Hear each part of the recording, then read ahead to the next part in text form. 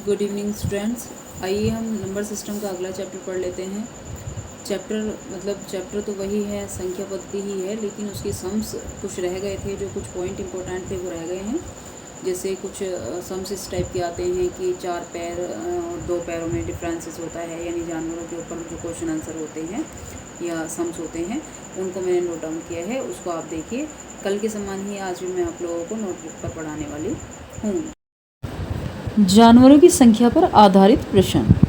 इसमें मैंने कुछ ऐसे क्वेश्चनों को लिया है जिसमें हमसे पूछा जाता है कि मान लीजिए कि 20 पैर हैं और 2 सर हैं, तो आप बताइए कितने जंतु हैं, कितने जानवर हैं, या किस टाइप से आप इस टाइप के सवाल जो होते हैं उनके लिए मैंने फॉर्मूला नोट डाउन किया है। फर्स्ट हम फॉर्मूला देख लेते हैं। नंबर 1 है 4 पैरों वालों की संख्या, यानी अगर किसी जानवर की आपको संख्या निकालनी हो तो उसके लिए फॉर्मूला होता है इक्वल टू, सबसे पहले पैर रख लेते हैं, पैर के बट्टे में कर देते हैं 2 और माइनस कर देते हैं सिर की संख्या। उसके बाद नेक्स्ट जो आपका फॉर्मूला है, इसमें केवल 2 ही फॉर्मूले वर्क करते हैं। एक मैंने बता दिया, सेकंड देखते हैं। 2 पैरों वालों की संख्या इक्वल टू होती है सिर माइनस 4 पैरों वालों की संख्या हो जाती है। केवल इसी फॉर्मूले के बेस पे बच्चों सारे सवाल सॉल्व होते हैं।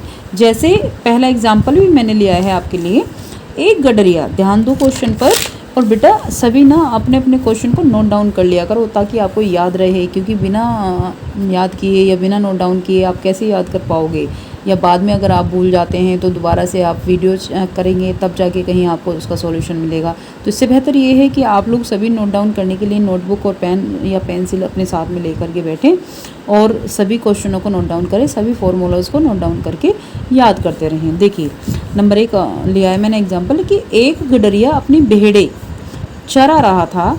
यदि ज़मीन पर पैरों की कुल संख्या है 230 और सिरों की कुल संख्या हो जाती है 60 यानी 60, तो भेड़ों की संख्या आपको बतानी है। देखो बेटा, अगर आप इसको जोड़ोगे तो बहुत टाइम लंबा लग जाएगा कि भाई पहले मैं 4 से मल्टीप्लाई करता हूँ या डिवाइड करता हूँ, डिवाइड करने के बाद तब जाके आपको पता चलती है कि भाई हाँ कितनी भेड़ें हैं।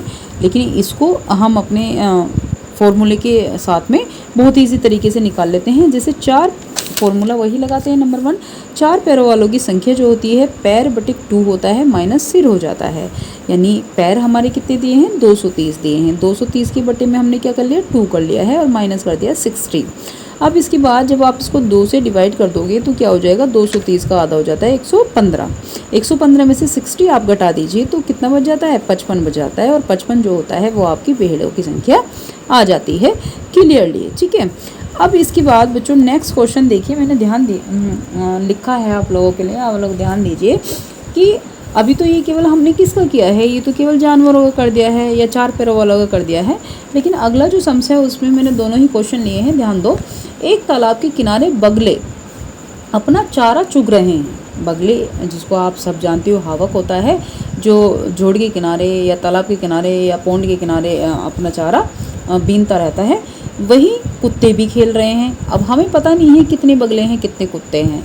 यदि उनके सिरों की कुल संख्या 24 है, लेकिन हमें ये पता है कि टोटल मिलाकर के 24 है, और पैरों की कुल संख्या 60 है, और उनके पैर मिलाकर के कितनी संख्या है 60 है, तो कुत्तों की संख्या व बगलों की संख्या आपको बतानी है कि कुत्ते व बगले अलग अलग कितने होंगे।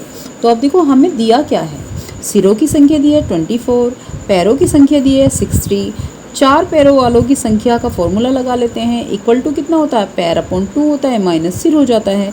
अब पैर कितने थे 60 हैं, 60 में से आप 60 को 2 से डिवाइड कर लेंगे तो क्या हो जाएगा 30 हो जाएगा।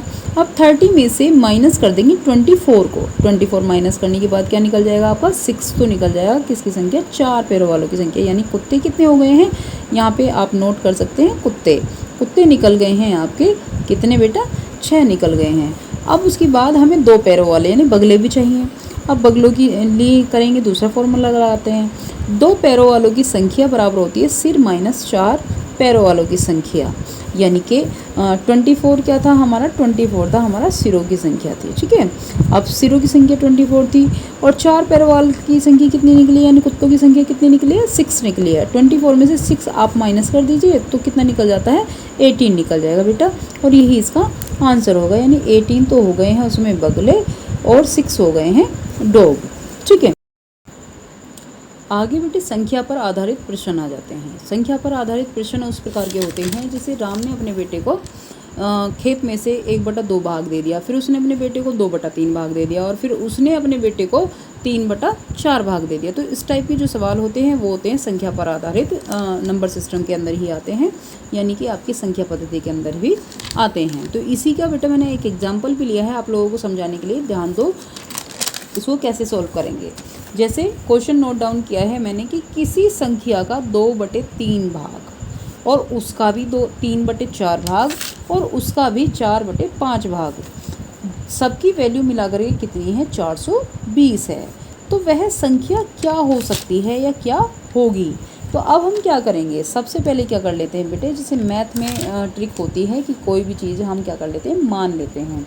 तो हमने स्टार्टिंग में इसको मान लिया है, माना, वह संख्या इक्वल टू हो गई हमारी कितना, x हो गया है, x एक बीजीय व्यंजक ले लिया है, वेरिएबल ले लिया है, x ले सकते हो आप, कुछ भी ले सकते हो, यहाँ पर तो x y z कुछ हो सकता है। तो अब हमने किया क्या है, वो क्या कह रहा है कि किसी संख्या, जो संख्या क्या हो गई हमारी, x हो गया है, तो x का 2/3 पार्ट है पहले तो, फिर इसका भी 3/4 पार्ट है, और फिर इसका भी 4/5 भाग है, ठीक है, और इक्वल टू कितना है बेटा, 420 है। अब 420 है तो अब आप क्या करोगे, देखो या तो सीधा सीधा दो तरीके बनते हैं, या तो आप सीधा सीधा मल्टीप्लाई कर लीजिए पहले इकट्ठा, या फिर इसको यहीं पे सॉल्व कर लेते हैं। कैसे, 2 1 जा 2 हो गया और 2 2 जा हो गया 4, फिर यहाँ से 2 1 जा 2 हो गया, यहाँ पे हो गया 2 2 जा 4।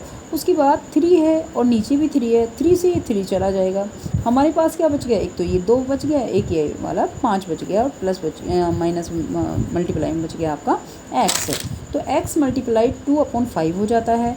अब जब आप इसकी मल्टीप्लाई करेंगे तो ये देखो, इसमें यहाँ पे क्या, इसमें है मल्टीप्लाई में है। मैंने आपको कल भी बताया था कि जब कोई भी संख्या उधर जाती है तो बेटा क्या होती है, अगर प्लस में होती है तो इधर माइनस में चली जाती है, माइनस में होती है तो इधर प्लस में चली जाती है, और गुणा में होती है तो इधर किस में चली जाती है बेटा, भाग में चली जाती है। और भाग